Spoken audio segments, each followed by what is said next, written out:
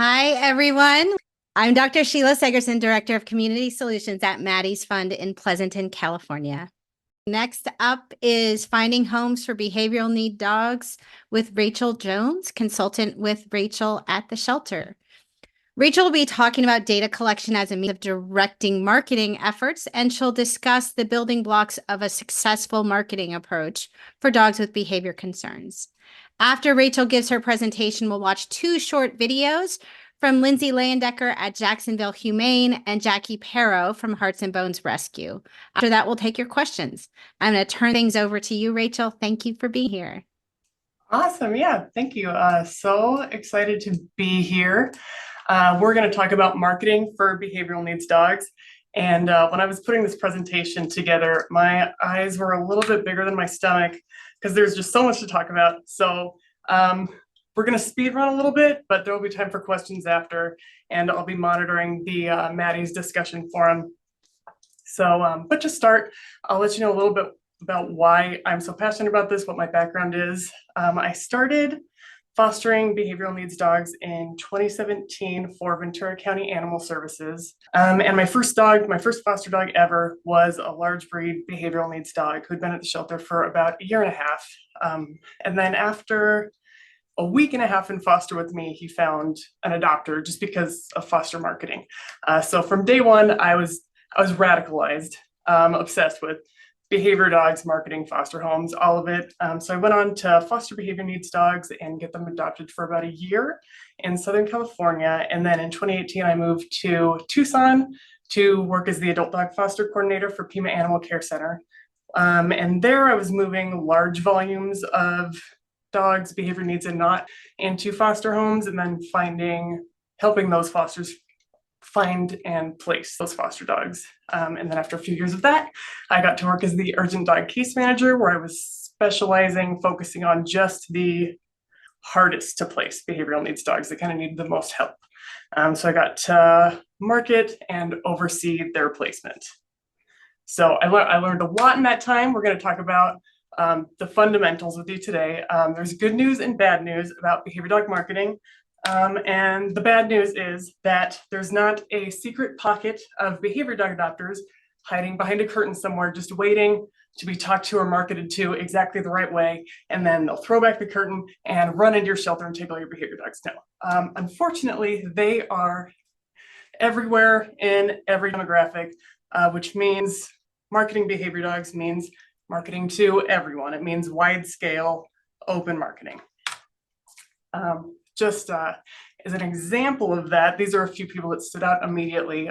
They were amazing adopters and fosters, great placements for some of my harder dogs. And they're just a rainbow of placements. On the left here is Morgan and Ghost. Morgan was in her mid-20s, living in an apartment, had never worked with behaviors on the scale of Ghosts before.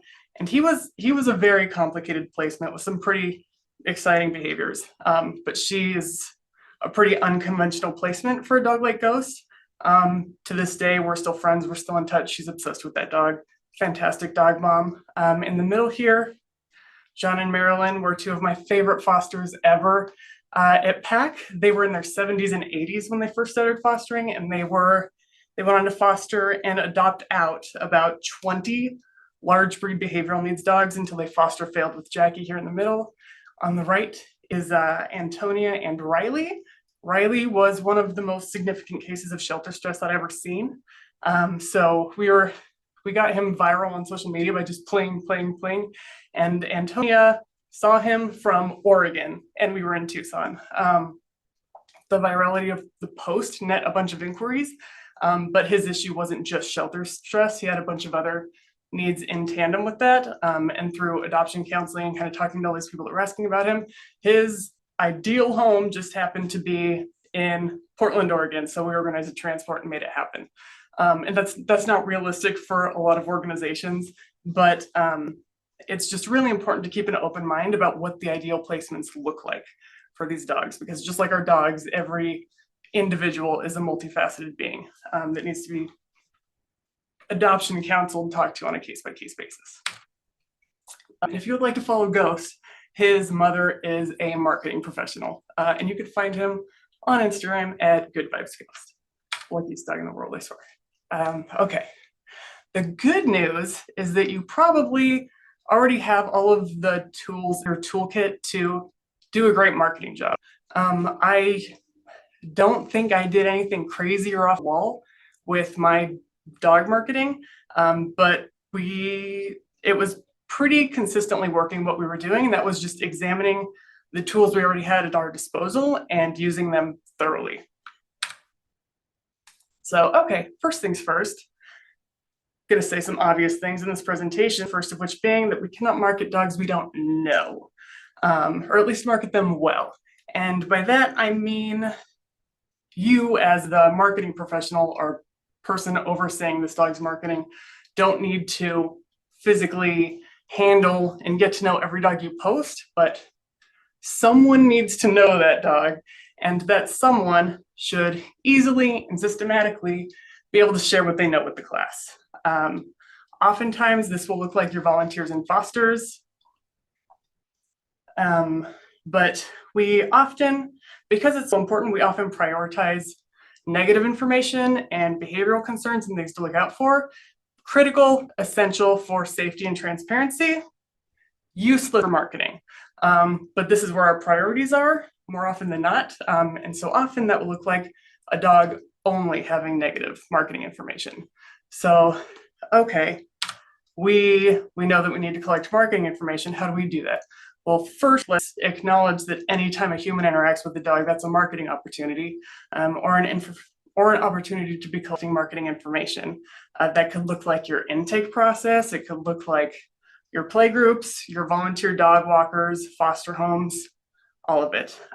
So we know these people know the dogs, probably have a lot of great stuff to say about the dogs, would be happy to help us collect that information, market them.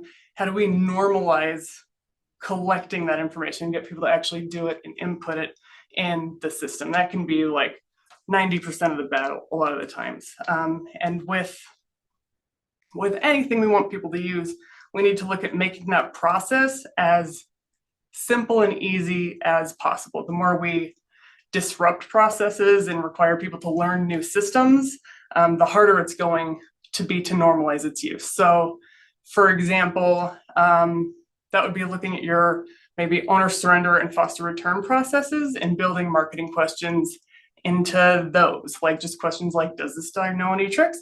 Will this dog watch the new season of Love is Blind with me? Mine did, it was fantastic.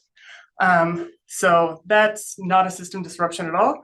People who are already collecting that information will continue to do so, and that information will make it into the system. You're also going to want to look at acknowledging, knowing who is handling the dogs the most, because they'll probably be the most invested in this dog's placement and have the most marketing information. How easy is it for them to enter information? This will be volunteers and fosters in a lot of cases. Some organizations just create accounts for these volunteers and fosters in their pet management system. Anytime you can cut out the middleman, I'm a proponent of that. Now, that's not realistic for every organization, but many just will give volunteers, fosters direct access to entering notes. Some might have a designated person to email notes to. If you have Chameleon, you can set up a system to allow volunteers to email notes straight into an animal's profile. Just examples of how to make that easy. We have resource pages on the left here. The one on the left is a volunteer resource page for Santa Barbara County Animal Services. The one on the right is a foster resource page for Pima Animal Care Center fosters. You'll notice that both discuss marketing, normalize, promote it, and also provide really easy ways for people to participate in the marketing process, whether it's uploading photos, submitting information, taking good photos, etc. Something Santa Barbara County has. Santa Barbara County has a shelter and foster pet marketing form that fosters and volunteers use pretty regularly. They use a Google form for this because oftentimes answering questions is a million times easier than just writing like, we had a nice walk today. People want prompts a lot of the time. So Google form that anyone can submit at any time without any integrations. That'll go to a spreadsheet that you can just pull information out of. If you want to get fancy, like Santa Barbara County. Zapier is a pretty straightforward platform that you could integrate with Google Forms, and you can get it to format Google form responses into an email and send it to whoever you want automatically. So maybe that's to a marketing person, your foster coordinator. If you have Chameleon, you can just have it emailed straight into a dog's profile. And I believe Zapier, the free version will let you do 100 automations a month.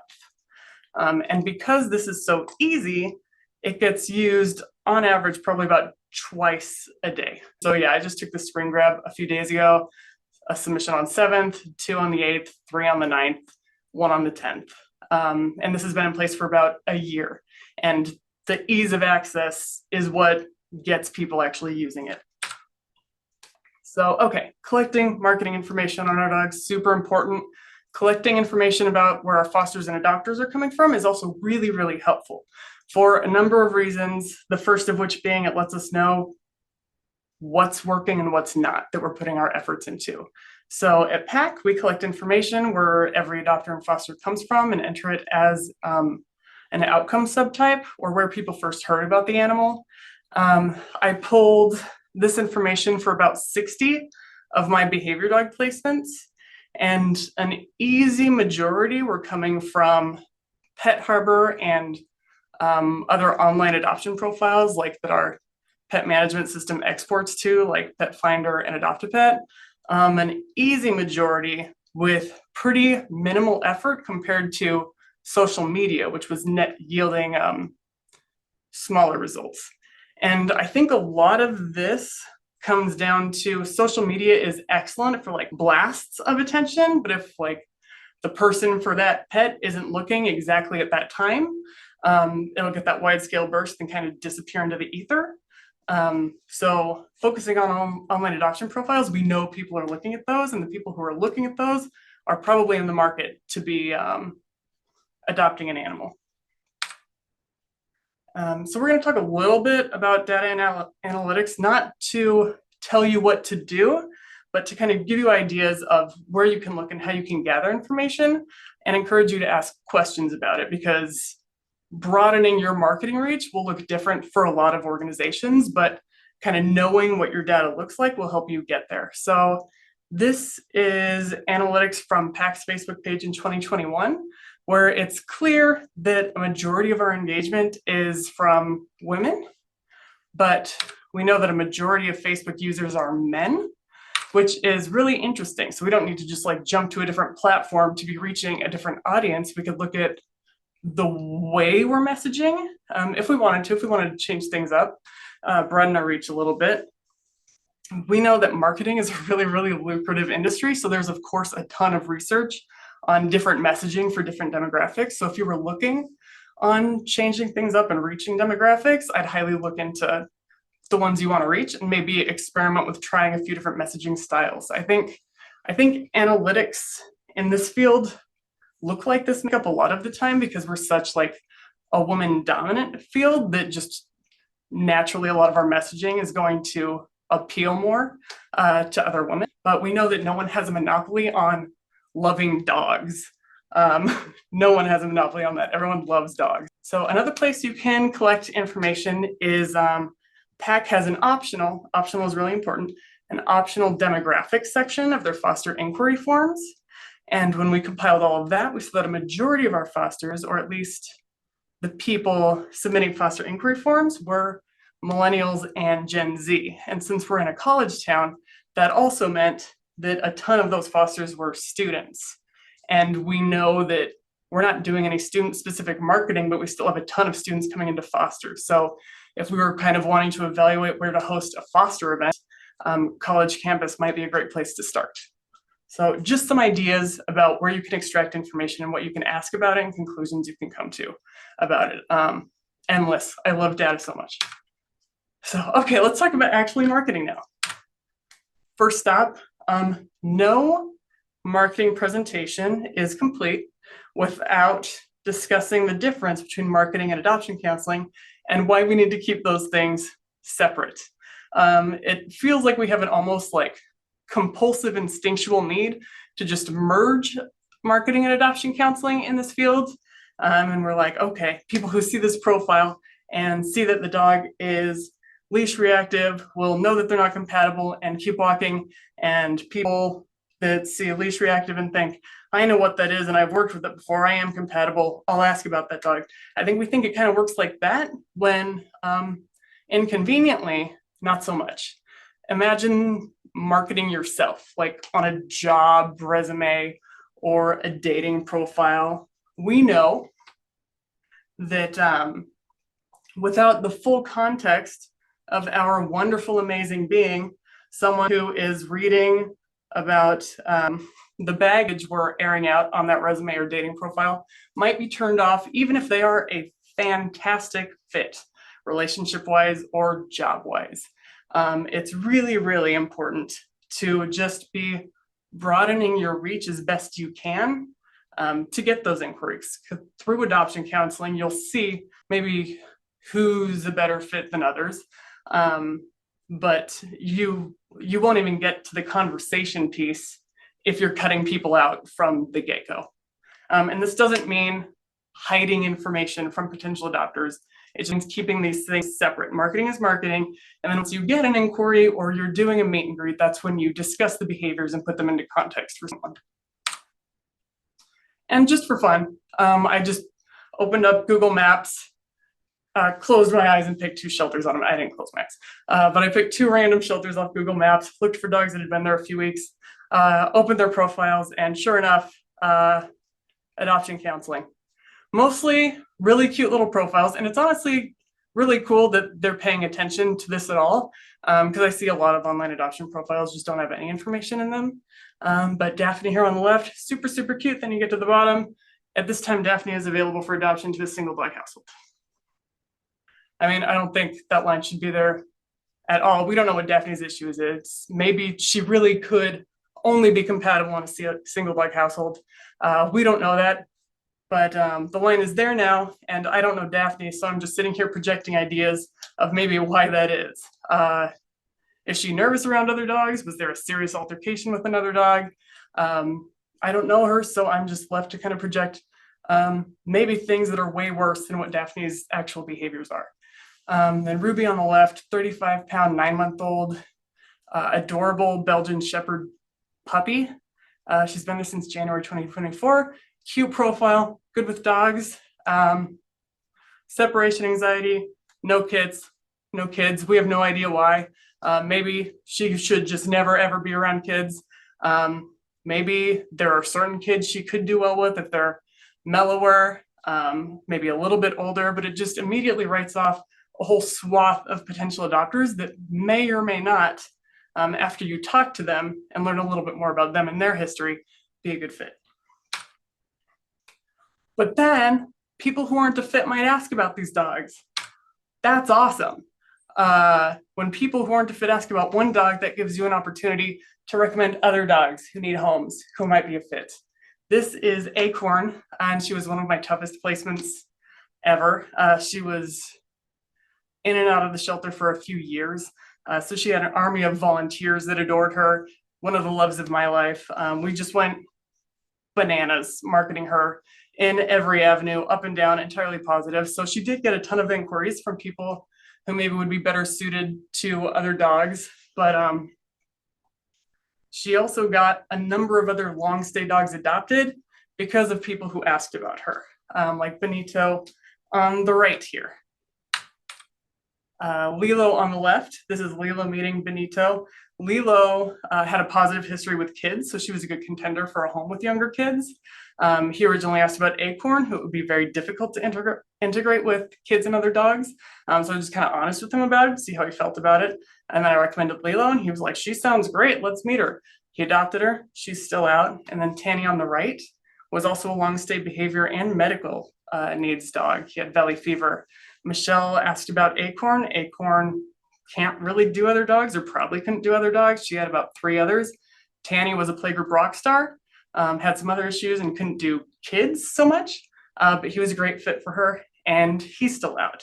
So we welcome inquiries from everyone. That's just more opportunities.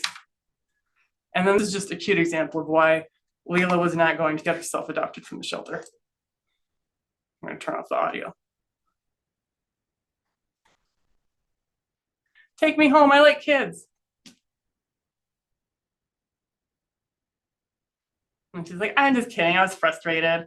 But yeah, no one with kids is going to walk past that kennel and be like, that's the dog for me, I'm going to ask about that dog. So we're not really going to dive into social media. I feel like there's a lot of resources on that and it's important, but adoption profiles are so important and criminally neglected, in my opinion. We got so many inquiries just based off a pretty sterile formula. So it's just paying attention to these 4 things, really. Every behavior dog adoption profile needs a good thumbnail. So the image that someone will pass while they're scrolling that might incentivize them to click in the first place.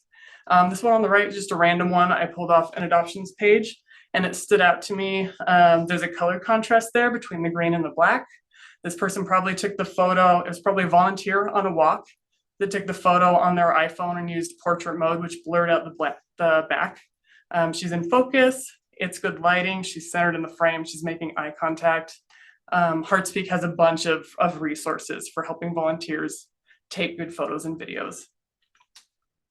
To video 9 times out of 10 is going to broker a much stronger emotional connection than bios will, because it's just really visibly seeing what that dog is like, what their personality is like, how they interact with the world. If you can get video of them interacting with people and other pets if they're compatible, that's great for marketing to audiences that you maybe want to ask about the dog.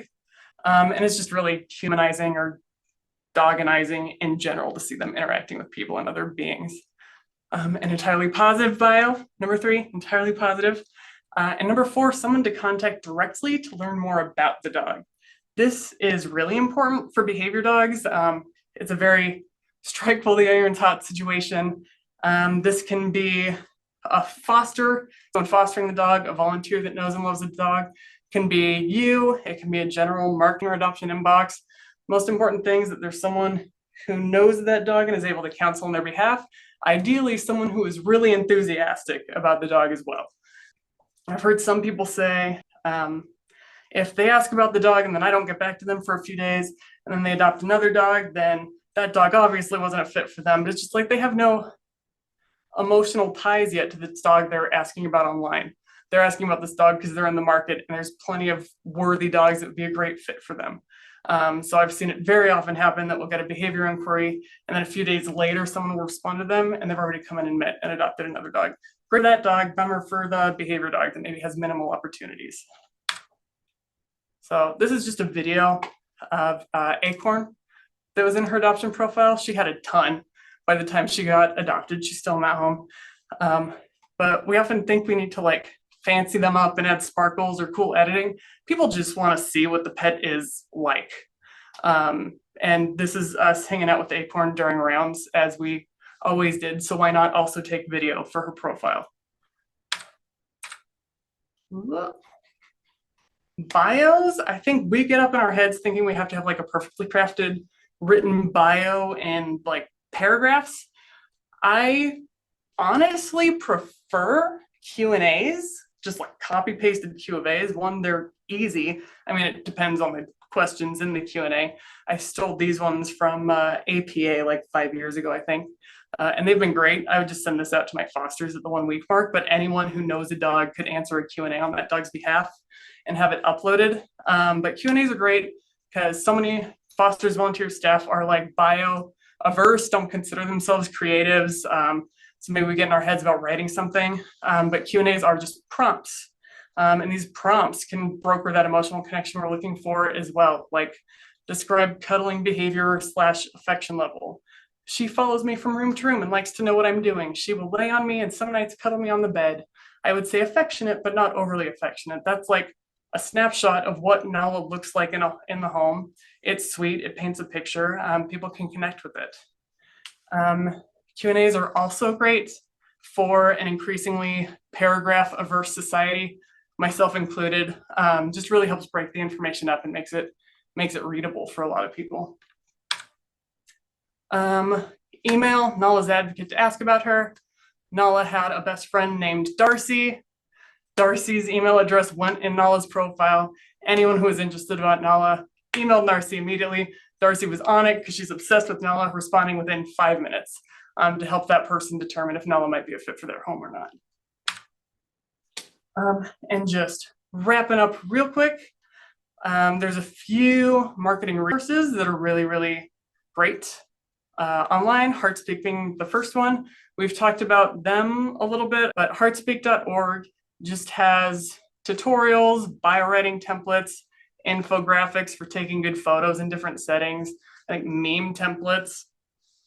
So good. Adopt Me app is, I think, in a little bit of a limbo with like ownership. They're still up and running, but I'm not sure if they're taking on new shelters just yet. But Adopt Me app is the single best marketing anything I've come across for shelter pets. It's an app that goes on your phone that's really easy to use. It's integrated with Chameleon, and I think there's a workaround for Shelter Love. I'm not sure if they're branching out to other systems yet, but it enables fosters, volunteers, staff to just upload photos and videos directly to an animal's profile, cutting out the middleman. PAC's done, I think they passed like the 10,000 post threshold like months ago. And I know a lot of people, the immediate concerns about that would be like, won't people post inappropriate things? Has not been an issue. Anyone using that app wants to get pets adopted, so they're not pushing any boundaries. There were a couple times, Adopt Me app also monitors the feeds for anything inappropriate. So there were a couple times where like a bot created an account, but immediately tech support emailed me and was like, I don't think this is a person. Should I remove them? And I was like, yes, please do. So highly recommend reaching out to them and kind of seeing where they're at. Every shelter needs Adopt Me app. I feel so strongly about that. And then lastly, Canva and ChatGPT. If you're not familiar with canva.com, get familiar. Best free graphic design platform ever. I use it for every project I work on. I used it for making parts of this PowerPoint. I use it for infographics, for reports, for bar graphs, for memes. It's free, which is a great version. I use the, I think, $12.99 a month version, which is absolutely worth it if you're doing graphic design in any capacity with regularity. On the right, ChatGPT, there's a lot of like burgeoning AI bio writing tools now. ChatGPT is the one I use. I have a subscription to it. It's really fantastic for just formatting information in a bio format. And the more specific you are with it, the better the results it turns out for you. So if you don't want to do a Q&A, but you know a little bit about the dog, you can just upload a few sentences about the dog and be like, can you write me a bio in this style, but in the voice of Tolstoy? ChatGPT can do it. Highly recommend playing with it. There's a free version and a paid version. You really don't need the paid version unless you really want to geek out with it, but highly recommend. Okay, thank you so much. We did it in 30 minutes. There will be time for questions a little bit later. I'll be watching the Maddie's forum post. Also, email me if you have any questions about this. I know we talked about a lot in a very short period of time, but I'm happy to talk about behavior dogs, fostering, marketing all day, up and down. So awesome. Thank you so much for being here and listening. Yay. Thank you so much, Rachel. Next, we'll hear from Lindsay Layendecker at Jacksonville Humane and Jackie Perro from Hearts and Bones Rescue.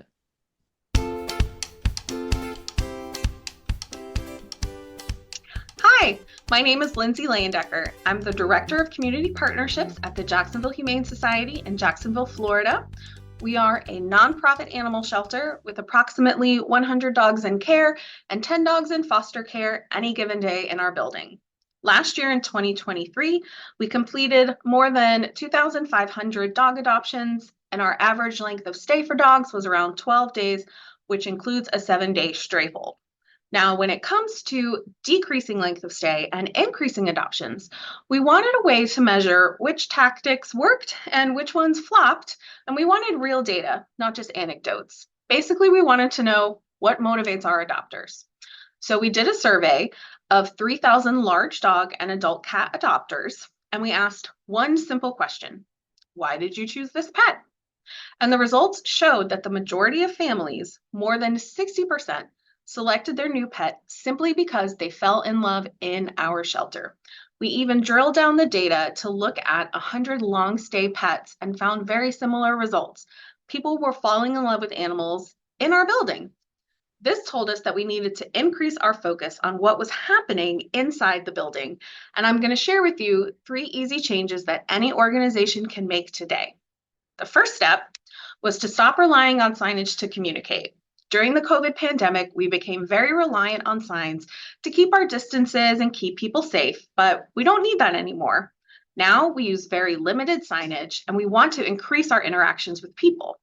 We also switched to some interactive media, including these buttons, which our staff and volunteers love, and they say things like, "Ask me why I love Rossi," or "Let me tell you more about Quentin."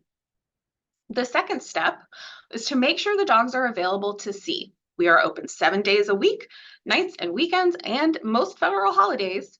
The public can walk through our kennels and see all of the dogs available, including dogs that are on stray hold as well. And we know that our city sometimes is up against the municipality and isn't allowed to be open on those federal holidays. We invite them to come across town, bring their dogs into our building, and get the benefit of more adopters on those days too. And the final step was to ensure that all of our staff receive excellent customer service training. JHS should feel like a welcoming and inviting place that people want to visit and that they want to come back to. We even go out of our way to hire people who have worked in restaurants, people that have worked in retail, because we know they value and understand the importance of providing that excellent customer service to everyone who walks through your doors. Well, I hope you will consider making some of these changes inside your building too. I encourage you to throw open the doors, let the people in, and get the dogs out.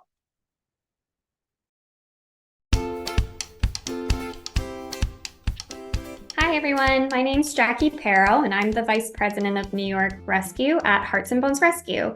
Today, I'm going to be talking to you about how we were able to increase behavior adoptions through a foster to adopt program. Just a little background on Hearts and Bones Rescue. We are a dual-based rescue with boots on the ground team in Dallas, working closely with our shelter partners there to rescue dogs.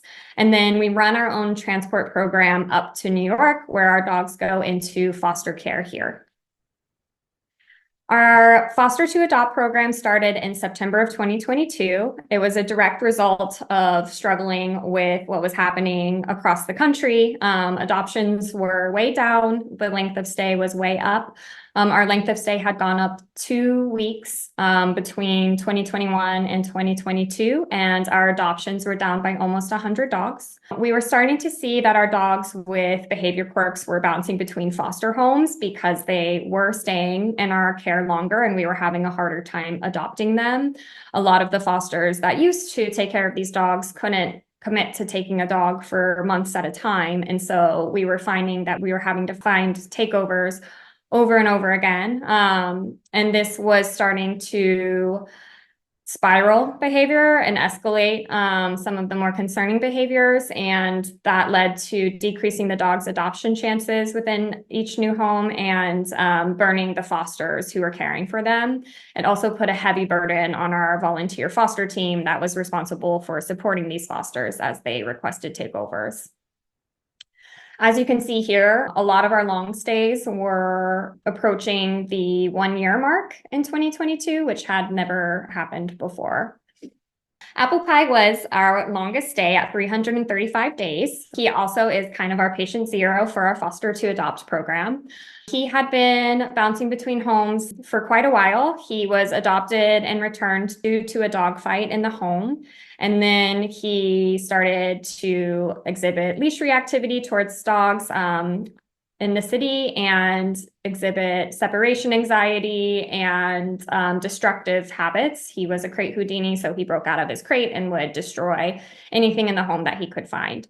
He bounced a lot. We placed him with an experienced foster, but she could only take him temporarily. And so we knew that we needed a solution for him. We couldn't bring him back into the city and have him start bouncing around again. And so what happened was that we had an adoption application that I had been keeping my eye on for quite a while. She wasn't a perfect match, but she could work. She had a resident dog in the home that was a rescue husky who had a lot of similar behaviors to Apple Pie. And so we decided to offer her a trial run with him. It was free. We just would put him into her care as a foster, give her the behavior and medical support that she needed while she gave it a test run with her resident dog to see if it could be a fit. 3 weeks later, she adopted Apple Pie. So we decided we wanted to see if that success could transfer over to all of these dogs that were struggling to find an adoptive home. And so we piloted our foster to adopt program with our long stays and our more challenging dogs. Over and over, we were seeing that the extra time to bond with a dog led to an adoption. So when we were building this program, our fundamentals were to always start with a 1-week trial. We can offer extensions on a case-by-case basis, but we didn't want to start with too long of a trial, so we weren't holding the dog unnecessarily in their care. Foster to adopters ask for an extension. We look at things like the dog's behavior, if another week could give them more information about whether this could be a fit for them. Also at foster numbers to see if we were to decline the extension, would these people request a foster takeover, and did we have a foster home that this dog could go into? We had an expedited initial meeting phase, which would need to happen within 1 to 2 days if the adopters requested it. We did not charge a fee unless the adopters decided to commit to adoption, and then they would pay the standard adoption fee. We provided behavior support. So they were always offered a session with a partner trainer if they had like one of our extreme cases, which was things like human aggression, dog aggression, harder to manage behaviors. And we also always offer medical support to all of our fosters across the board. So the results were no surprise. People were falling in love with their dog. It also was giving a chance to adopters who aren't a traditional match for the dog, but who are willing to try the training. And this was a key thing for us. A lot of these adopters were not ones that we would typically match the dog to, but because they were open to the training, we were open to giving them a chance. It also gave us a chance to provide more hands-on behavior support through the process so we could easily correct any kind of missteps that the adopters were making with the training program. It gave us and adopters a peace of mind in the placement, so we knew this was, a good match for the dog. And many of our foster to adopters have also become repeat fosters for us, whether they decide to pass on adoption and foster a different dog, or if they adopt the dog and foster for us later with their adopted dog as the resident dog.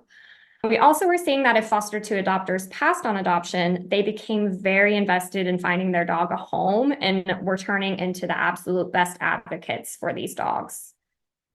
So in 2023, we had 79 behavioral foster to adopts. 60 of these were successful adoptions, 18 passed on adoption, but 15 of those stayed on as the dog's foster until they found their forever home. And we had only 1 return, which was due to the adopter's life situation and not the actual relationship with the dog.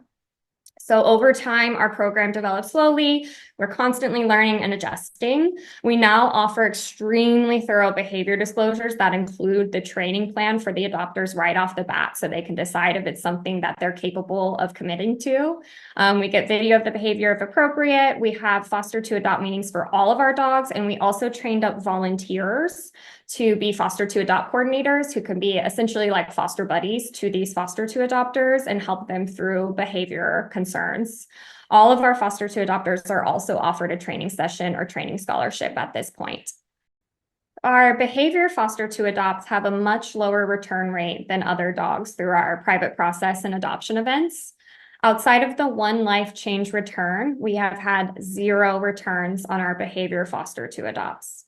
And that's a big knock on wood and a surprising and delightful side effect of this program.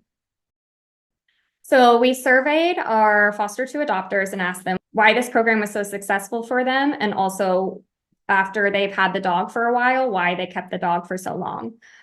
The number 1 reason cited is that they were able to make an informed decision about the realities of living with and supporting their dog. They could really see the dog in their day-to-day life and know essentially what they were getting themselves into. They created a deeper bond with the dog through the training process, unlike our standard process where the communication foundation isn't as necessary to build right off the bat. These people were diving headfirst into pretty complex training protocol. And because of that, they had a very deep bond with their dog. They really feel like they can save the dog or that the dog needs them. So these are, less adoptable, quote unquote, who have less interest or have been having a harder time finding their forever home. They're not the high interest dogs that get adopted in 4 to 5 days and don't really need the help.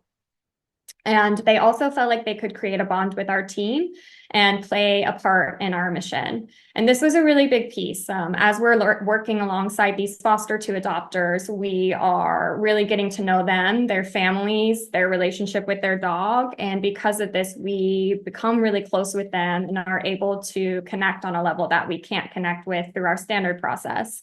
And so a lot of times our foster to adopters actually stay on in other capacities after they've adopted with us. And these are just some of our past foster to adopts, long stays, behavioral, and I will be happy to answer any questions. Thank you. All right. Thank you for being here, Rachel, Lindsay, and Jackie. First question is, does leaving out restrictions in bios ever lead to negative reactions from potential adopters? And if so, how do you deal with those kinds of interactions? So, very common fear, very understandable to be worried about. A lot of the reaction to it can be mitigated by the response from your shelter or representative they ask about a dog. It's also another benefit to including direct contact information in a dog's profile so that people have the opportunity to talk to someone virtually or digitally prior to coming down to the shelter. But the people who have contacted me personally, it's probably happened, but there's nothing that stands out. I assume someone that would drive down to the shelter would be more upset. In virtual communications, I can't think of a time, but this is another reason why it's really important to have other recommendations on hand as well. And not everyone's going to go for it. And adoption counseling does need to be soft service skill heavy. Maddie's fund is coming out with a great adoption counseling course soon.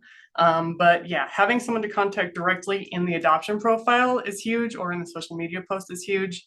And then just having other dogs on backup to recommend when people ask about certain dogs is how I've mitigated it. How do you balance an entirely positive bio with transparency about behavior concerns? Mm-hmm. So the bio is just being fully transparent about what is awesome and appealing about the dog. And then once someone asks about it, that's your opportunity to be transparent about finding perfect fit or talking to people individually about what might work best for them. So I'm not really concerned about front loading every concern I'd have about this dog online. I do not find it misleading at all because no one's leaving the facility with the dog they're not informed about. Quality adoption counseling is so critical and important. Marketing and adoption counseling, both critical, essential components. I just highly recommend not merging them as we are so prone to do. Letting them work in a system in line with each other is basically like a step-by-step process. Thank you. Next question is for Lindsay. Lindsay, have you looked at data to evaluate how being open more hours and other changes you've made have impacted number of adoptions? Yes, so actually changing our hours and the days we are open was a decision made because of data. Data showed that we looked at the system that we use called Wait While. It's very similar to what happens when you go to a restaurant and you have to wait for a table. I think it's the exact same software. So we looked at Wait While to see when the majority of people were coming into the building and asking to meet a pet, and everything reflected that it was later at night. So we just shifted our hours versus being available in the morning on weekdays. We're open 12 to 7 instead.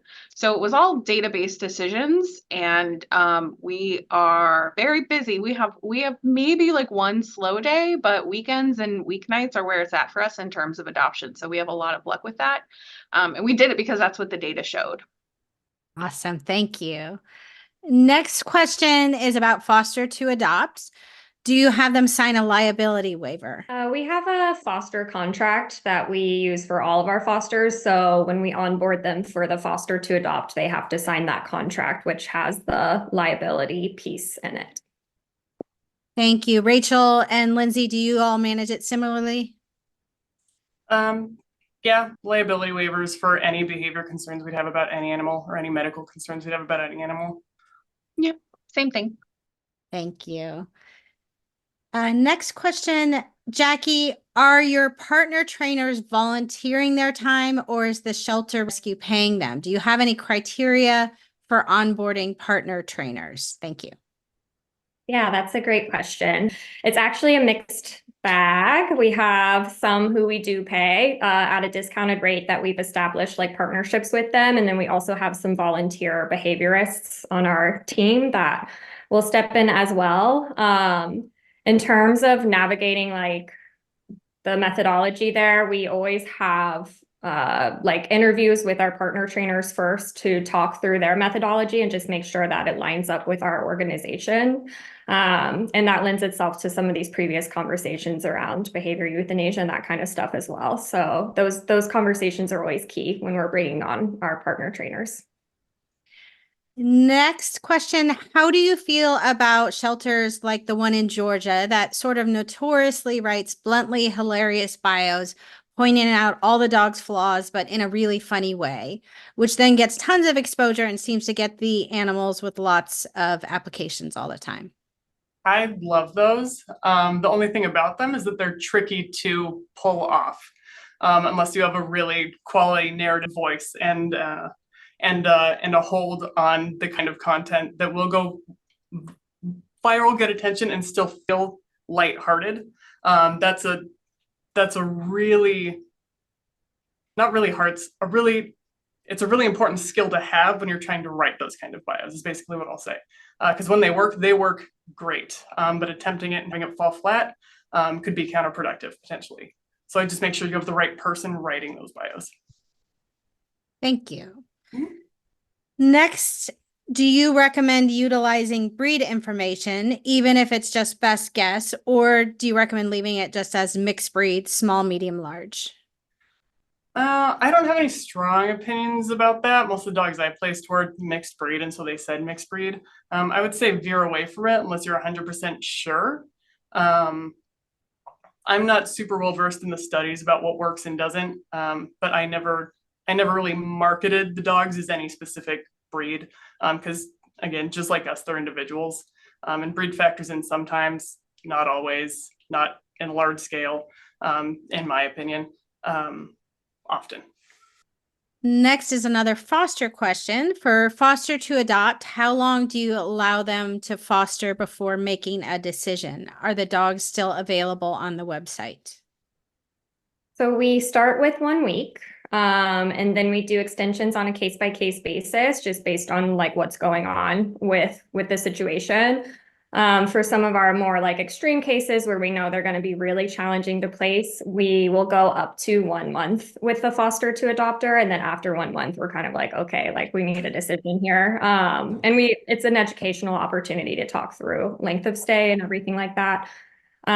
We do not make the dog available on the website. So they are taken off the website and taken away from our adopters during the foster to adopt period. Thank you. Next question. My shelter does not have a very proactive foster program. How do you approach recruiting fosters and asking for fosters to foster behavior dogs? Oh, we could talk about that one all day. There's a lot of fantastic resources on Maddie's Fund's website, Maddie's University. Something I always recommend, and I know that Chris Hassan talks about, is pilot programming. So if it's something you would want to introduce, With leadership that is maybe like risk averse, you always want to start small and be like, can we just try one volunteer that we trust taking this dog that we know really well, and trying XYZ and seeing what happens, and then evaluate and go from there. For recruitment, so much of recruitment and exposure just comes down to talking about foster regularly on your social media. A bunch of resources on that on Maddie's Fund's website. But the first thing the Kelly doer, anyone in this field is going to look at when you ask about like low foster recruitment is how often you're talking about foster on your social media. I think like best practices is it should be mentioned in 30% of posts or 3 times a week. Something similar. And it doesn't mean like every post needs to be a foster plea specifically. It could be talking about the benefits of foster, promoting a dog in foster, celebrating a foster fail, a foster success, behind the scenes information. It could be anything. It's just normalizing foster in the language of your shelter's culture. And then eventually the community will start to associate your shelter and foster kind of synonymously. That's one aspect, but it's a big thing. All right. Thank you. Lindsay, do you have something to add? Yeah, I would say too, don't underestimate the value of the fosters that you already have. We think about this at JHS when it comes to terms, everything from donors to volunteers to employees to foster is the value in a person who's already experienced it once, moving them through your system. So obviously, if you think about it from a donor perspective, I would think about a first-time donor. How do I get them all the way up to being a leadership donor? How do I get somebody who just took a dog for a dog day out? How do I then motivate that person to come into my behavior dog foster program? So when we talk about recruitment, I think recruitment is great, but don't leave out that retention piece. What are you doing to help steward your people who are coming in for dog day out, your volunteers? What are you doing to move them through that foster pipeline and getting the value out of retaining those people as well? Thank you, Rachel, for the enthusiastic head nods. Oh man, foster retention is such a critically important piece that does not get enough attention. There's a lot of emphasis on foster recruitment and numbers placed in foster. And then retention is acknowledged as important, but there's not as much emphasis placed on it, in my opinion. And that is so important. And your repeat fosters are going to be the ones who like work up to maybe fostering your hardest behavior needs dogs and finding adopters for them. I'm so passionate about foster retention. It should be talked about more. That's all I'll say for now. Thank you. Awesome. Thank you. This is going to be our last question. There's 2 different questions about when do you decide, why do you prefer to use foster to adopt versus just adopting with a return policy that it's okay to return within 30 days? So the difference there is that with foster to adopt, we're able to be much more hands-on in the process, at least how this, like my rescue works. There's a lot more like hands-on behavior support. You're talking to them day to day. During the adoption, like post-adoption period, our adopters tend to kind of go radio silent a little bit and they're not as active in communication with us. We also don't have like a return policy on our dogs, so we don't offer a 30-day return on our system. Thank you. And I know different organizations have different policies around this. Some organizations have to go the adoption route because of their county or city's policies and liability reasons. Bottom line, either of them can definitely work. We're at time. So any questions, we have a lot of them that we didn't make it to, will be answered on Maddie's Pet Forum. Rachel, Lindsay, Jackie, thank you so much for sharing your work with us. Awesome. Thank you. Thank you. Thank you for the opportunity.